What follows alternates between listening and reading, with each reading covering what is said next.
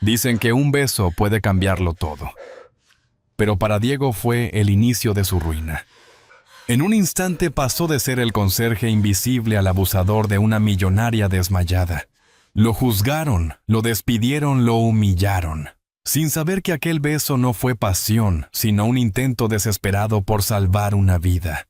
Y antes de seguir, permíteme desearte salud y paz. Dime, ¿desde qué país y a qué hora estás viendo esta historia? La mañana gris se alzaba sobre Valencia con una luz fría casi metálica, que se filtraba por los ventanales del último piso de la torre, donde doña Valeria Ortega dirigía su imperio financiero. La ciudad aún bostezaba y en las calles del ensanche los primeros tranvías se mezclaban con el aroma del pan recién hecho. Valeria, impecable en su traje marfil, caminaba por la sala de juntas mientras los ejecutivos aguardaban con sus portátiles abiertos y sonrisas tensas. Nadie se atrevía a interrumpirla. Su sola presencia imponía un silencio reverente, el silencio de quien ha llegado a la cima y teme caer. A sus 60 años, Valeria había aprendido a esconder las grietas del alma bajo capas de éxito.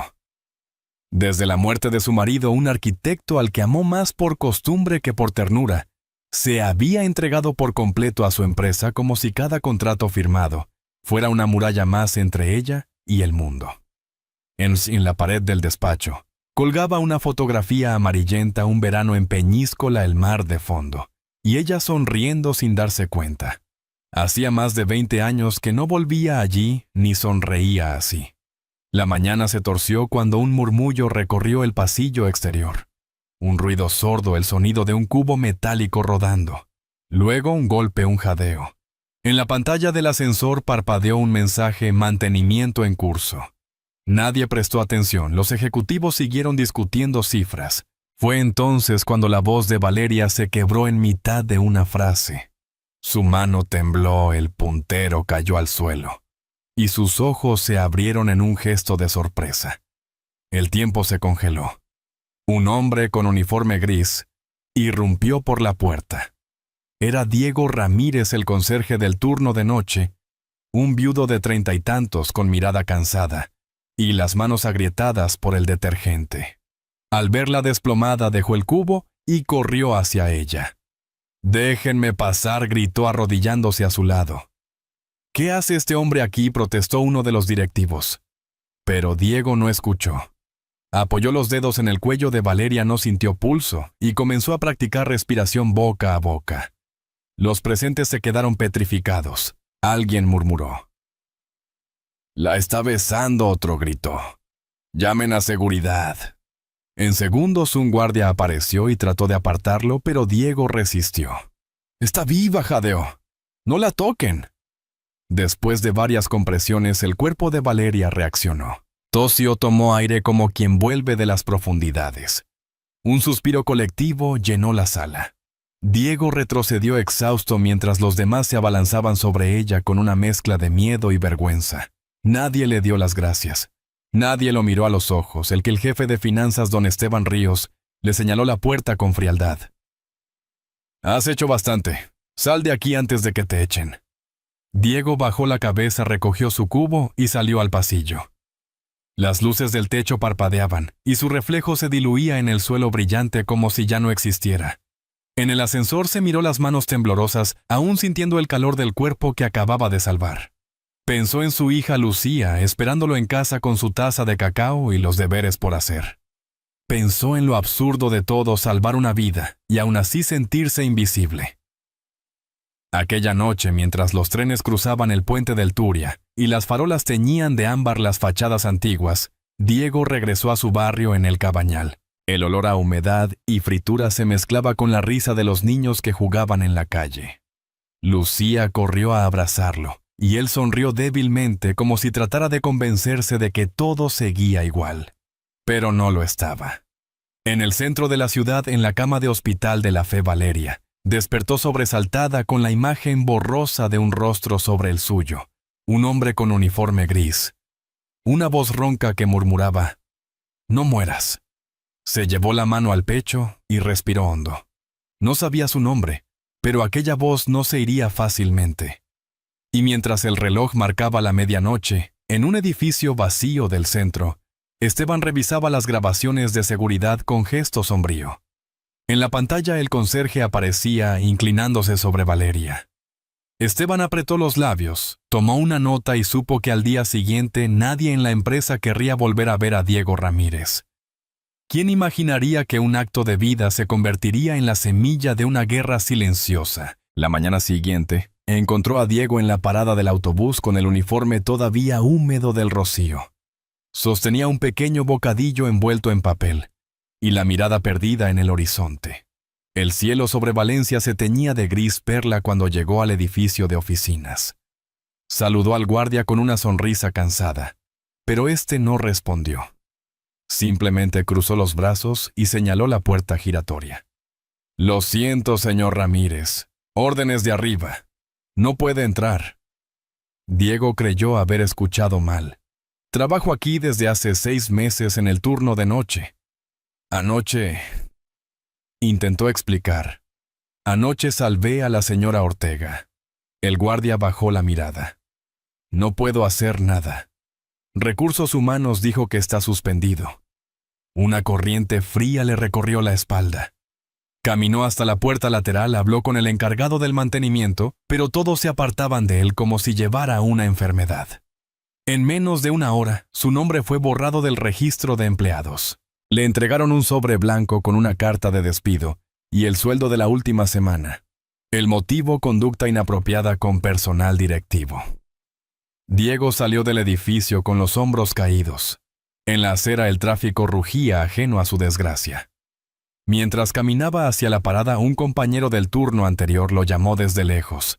«Oye, Diego», dijo agitando el móvil. «Mira esto». En la pantalla se veía una captura borrosa del video de seguridad, él inclinado sobre Valeria, su boca junto a la de ella. «Dicen que te aprovechaste», murmuró el compañero bajando la voz.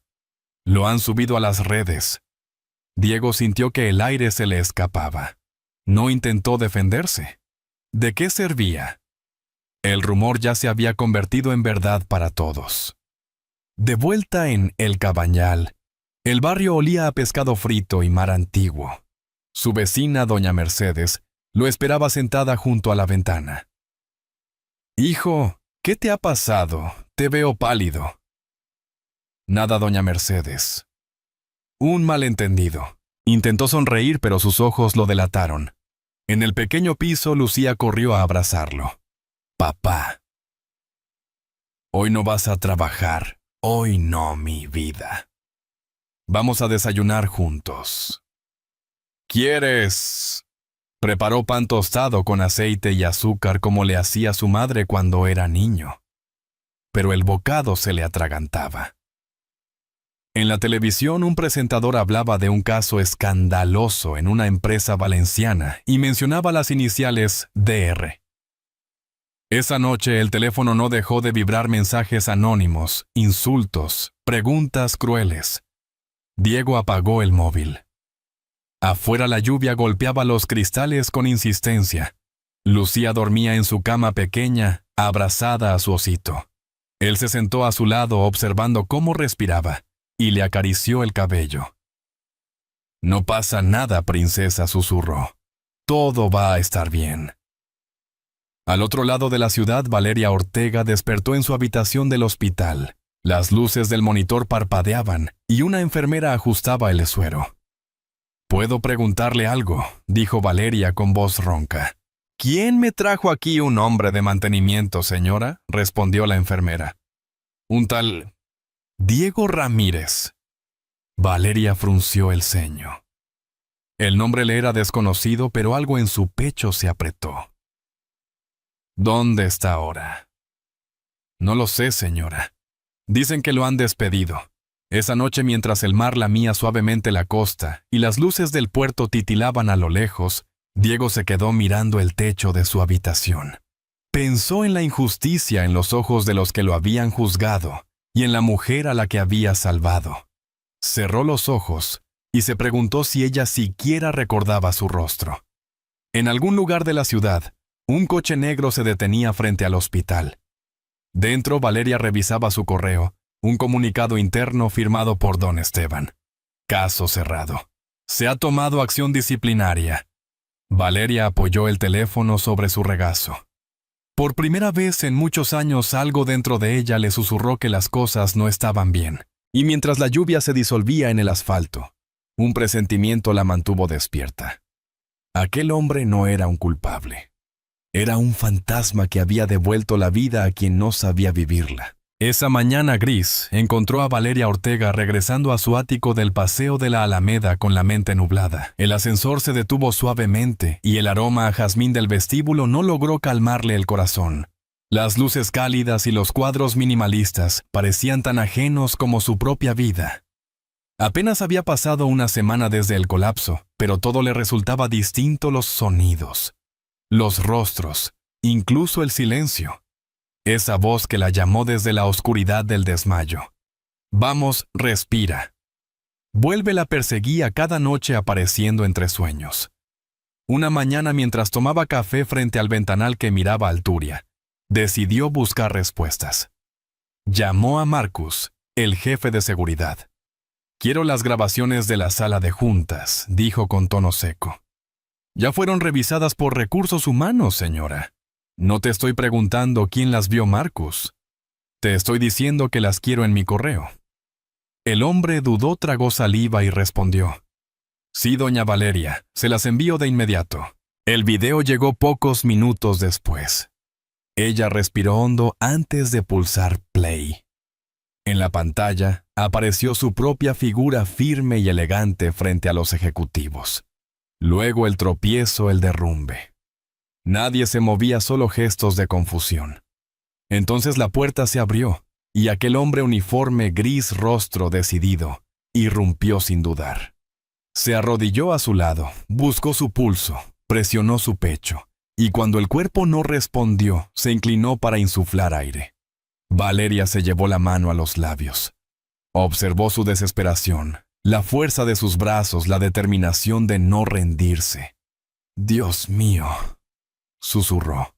Vio también cómo don Esteban entraba furioso, lo empujaba como los demás lo apartaban, sin un gracias, sin una mirada.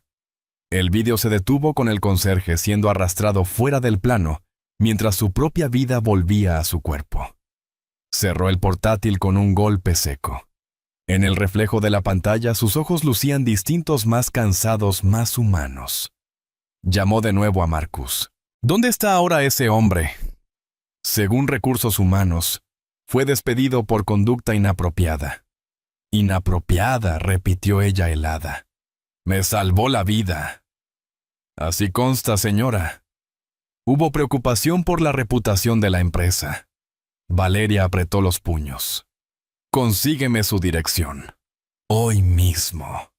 La tarde descendía sobre Valencia con una lluvia fina empapando las bugambillas del Puente de las Flores.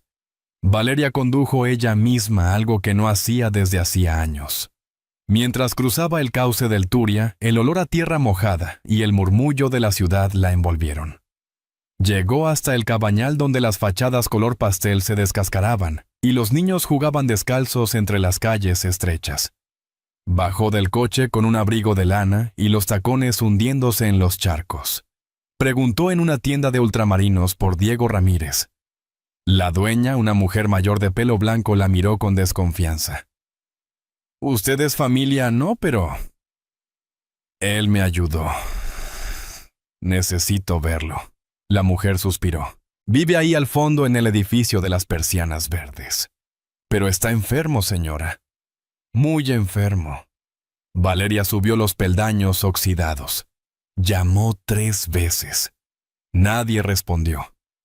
Entonces una voz pequeña la hizo girar. «No puede abrir. Está dormido», dijo una niña de unos 7 años con trenzas y una bufanda deshilachada.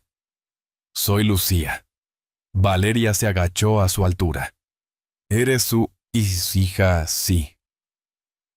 «No come. No quiere levantarse. Dice que está cansado de ser bueno». El corazón de Valeria se encogió. Sin pedir permiso, empujó la puerta. Dentro el olor a humedad y medicinas era denso. Diego yacía en un colchón pálido con fiebre. La niña sostenía un cuenco de sopa fría en las manos. Valeria se arrodilló a su lado y le tomó la mano ardía. «Diego, soy Valeria Ortega», susurró. «Estoy aquí». Él apenas abrió los ojos confuso sin reconocerla. Valeria levantó la vista hacia la niña. «Llama a una ambulancia, rápido». Lucía corrió al teléfono del pasillo. La mujer sostuvo la mano del hombre que le había devuelto la vida. Y por primera vez en muchos años, sintió lágrimas recorrerle las mejillas. «Tú me diste vida una vez», murmuró con voz temblorosa. «Ahora es mi turno». A lo lejos se oyeron las sirenas acercarse por las calles estrechas del barrio.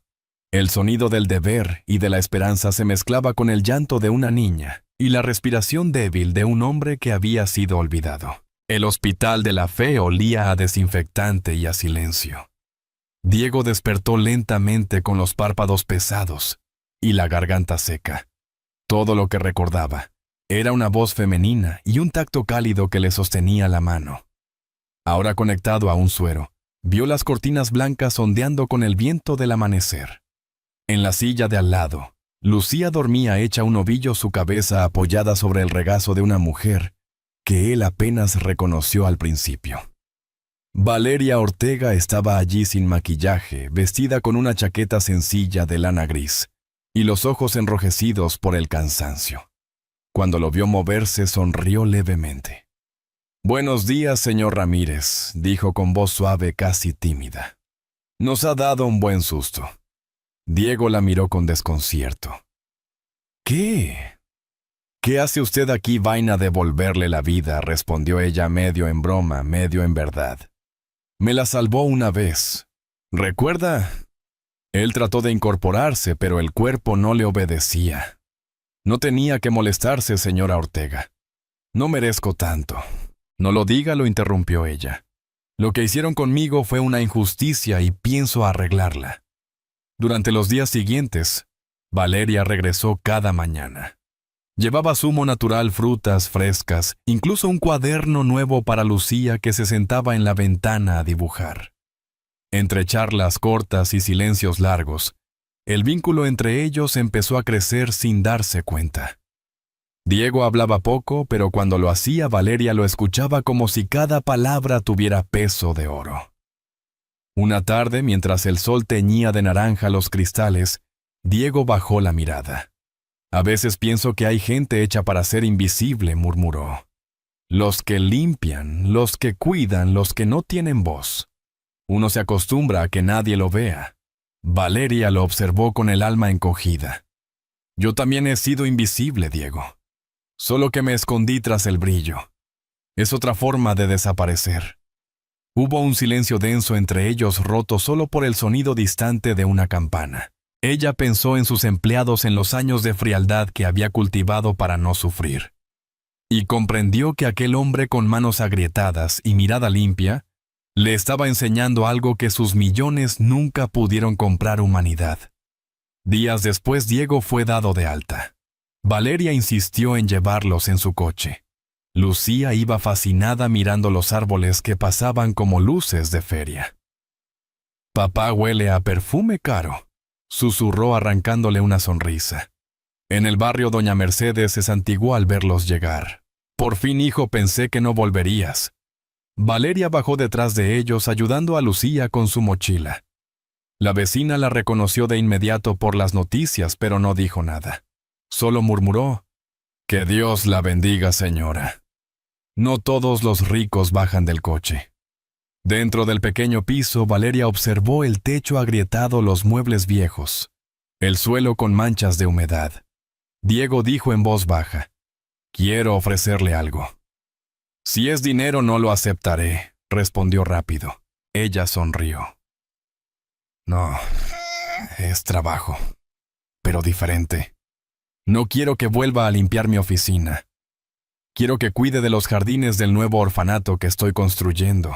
Es un proyecto en memoria de mi marido». Diego la miró sorprendido. «¿Por qué yo? Porque usted sabe cuidar la vida cuando todos los demás la ignoran». Él quiso negarse, pero los ojos de Lucía, brillando de ilusión, lo detuvieron. Aceptó en silencio. Esa noche, mientras la niña dormía y el barrio se sumía en calma, Diego salió al balcón. Desde allí veía las luces del puerto, las mismas que su esposa fallecida años atrás solía mirar. Se preguntó si aquel encuentro con Valeria era una señal del destino o una simple coincidencia. En el ático de la ciudad, Valeria también miraba por su ventana. Sobre su escritorio, una carpeta con el nombre de Diego Ramírez y una nota escrita de su puño y letra. Lo que hicimos estuvo mal. Empezar de nuevo. Pero en las sombras, alguien las observaba. Don Esteban Ríos, molesto por el repentino interés de Valeria en aquel empleado problemático, comenzó a revisar antiguos correos y archivos. Si cree que voy a dejar que un conserje le robe el favor de la presidenta, se equivoca, murmuró con veneno. La historia, que había empezado con un rescate, apenas comenzaba a revelar su verdadero rostro, el del perdón, y el precio que otros no estaban dispuestos a pagar. Las semanas siguientes trajeron un aire nuevo a la vida de Diego. Cada mañana caminaba hacia el terreno donde se levantaba el futuro orfanato cerca del jardín del Turia. El olor a cemento fresco se mezclaba con el de los naranjos en flor, y por primera vez en años sentía que el trabajo tenía sentido. Lucía corría entre los obreros saludando a todos. Su risa se convertía en la melodía que acompañaba las jornadas. Valeria pasaba por allí casi a diario. Observaba los avances, conversaba con los niños del vecindario y a veces se quedaba junto a Diego mirando el atardecer sobre el río. Había algo silencioso entre ambos, una ternura discreta que no necesitaba palabras. Sin embargo, en los pasillos de la empresa, ese vínculo comenzaba a despertar murmuraciones. Don Esteban Ríos, el director financiero, había notado el cambio. Los empleados hablaban del milagro del Cabañal, de cómo la presidenta sonreía más y ya no gritaba órdenes. Esa humanidad recién descubierta era para él una amenaza. Así que una tarde, mientras todos abandonaban la oficina, encendió su ordenador y buscó entre los archivos borrados del incidente. Encontró un video, el mismo del rescate, pero distorsionado, con un ángulo diferente. Sonrió con malicia. Veamos cuánto dura su redención, señora Ortega. Días después, Valeria recibió un correo anónimo. Al abrirlo, vio el video manipulado acompañado de un mensaje. Su héroe no es quien dice ser. Pregunte en la policía. El corazón se le encogió. Dudó. Durante horas la culpa y la desconfianza volvieron a su mente. Esa noche condujo hasta el barrio de Diego con la carpeta en el asiento del copiloto. Lo encontró regando plantas frente al edificio. «Diego, ¿puedo hablar con usted?», preguntó con un tono frío que él no le conocía. «Claro, señora. ¿Ha pasado algo?». «Necesito saber la verdad». Sacó una hoja de antecedentes que don Esteban había hecho llegar.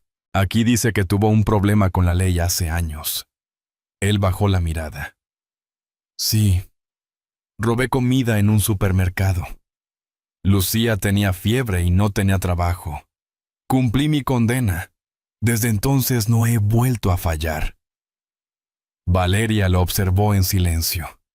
En su interior el miedo y la compasión se enfrentaban. «No tenía por qué mentirme», dijo finalmente. «No mentí. Usted nunca me preguntó quién era. Solo me miró como a un empleado más». Las palabras cayeron como piedras. Diego se dio la vuelta con los ojos húmedos. «Pensé que me veía distinto», susurró. «Pero supongo que un pobre siempre será culpable hasta que se demuestre lo contrario». Valeria quiso explicarse, pero él ya se alejaba con la espalda erguida y el alma rota. Desde la ventana del coche lo vio desaparecer entre las calles angostas hasta que su figura se fundió con el gris de la tarde. Aquella noche en su ático, Valeria no logró dormir. Reprodujo el video otra vez y notó algo extraño: los movimientos no coincidían con lo que recordaba. La imagen parecía editada. Su intuición volvió a gritarle lo que el corazón ya sabía: alguien quería separarlos. Llamó a Ana, su asistente de confianza. «Necesito que revises todos los registros del día del accidente», ordenó, sin avisar a nadie. «¿Entendido? Por supuesto, señora». Mientras tanto, Diego decidió no volver al orfanato.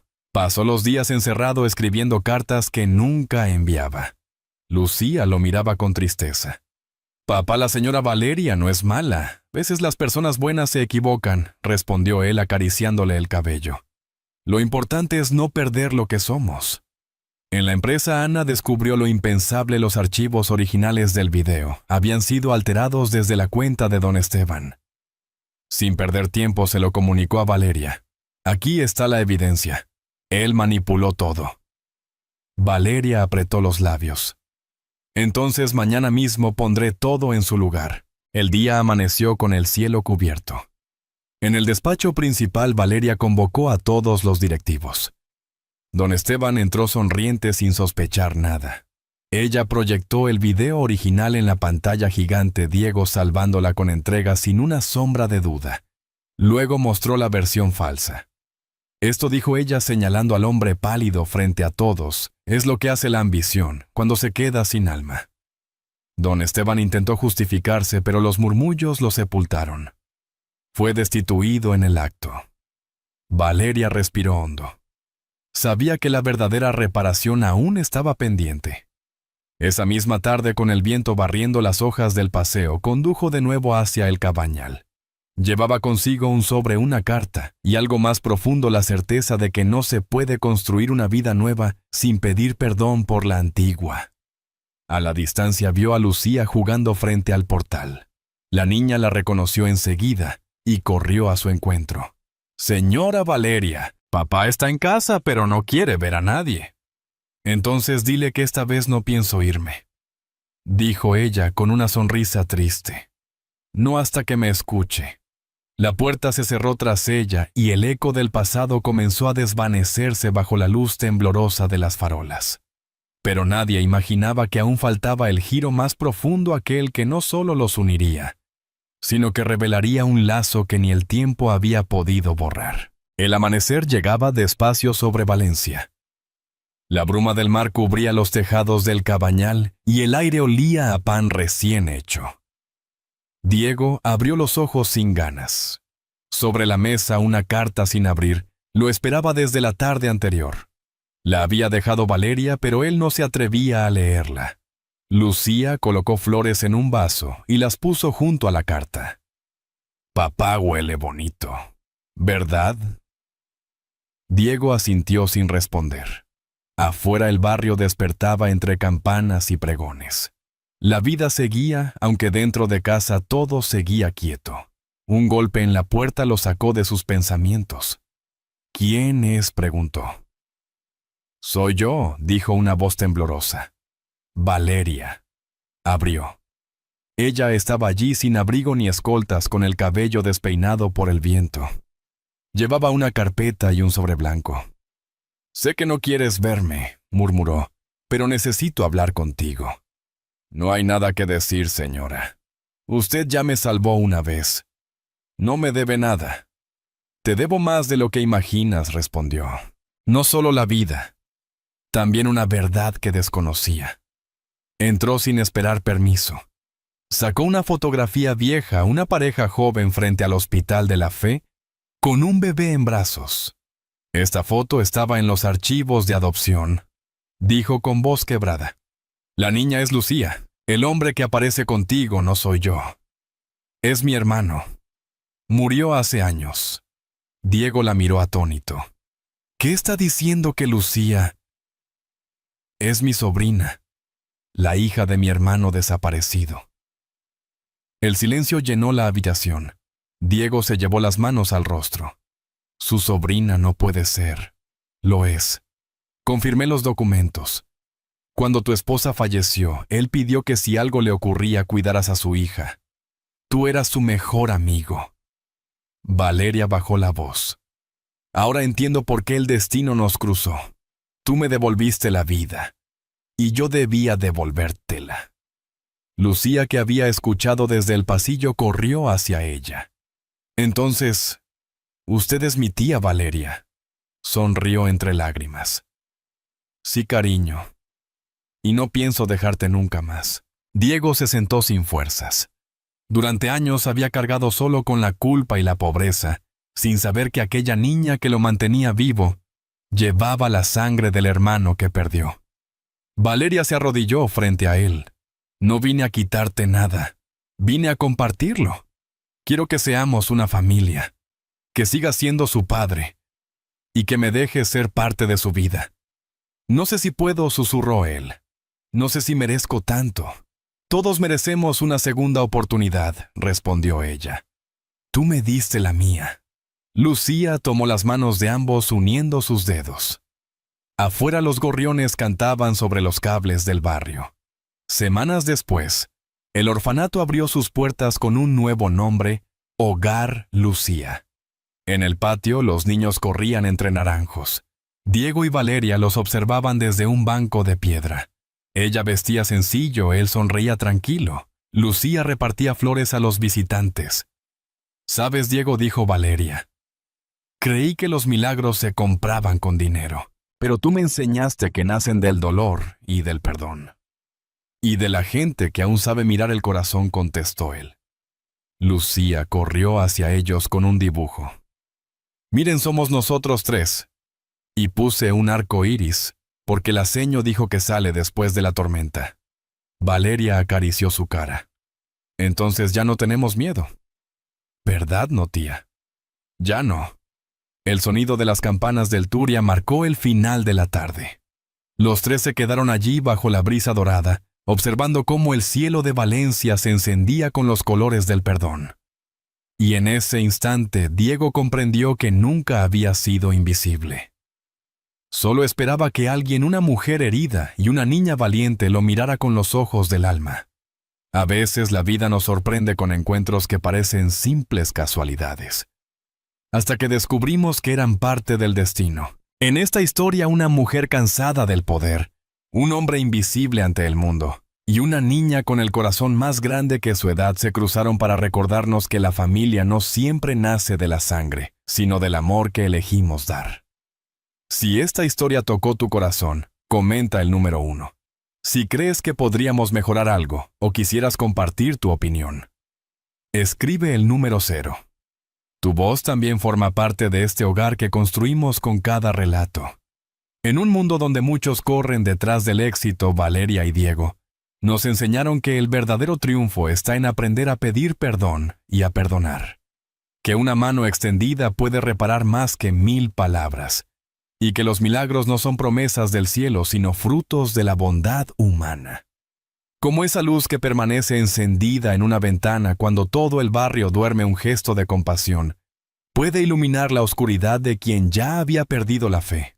Porque amar en su forma más pura no es poseer, sino acompañar. No es corregir el pasado, sino abrazarlo para que deje de doler.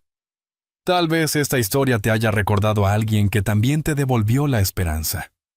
Tómate un momento para pensar en esa persona.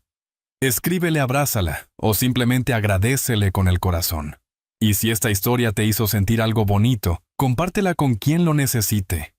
Porque al final todos llevamos dentro un pequeño hogar Lucía.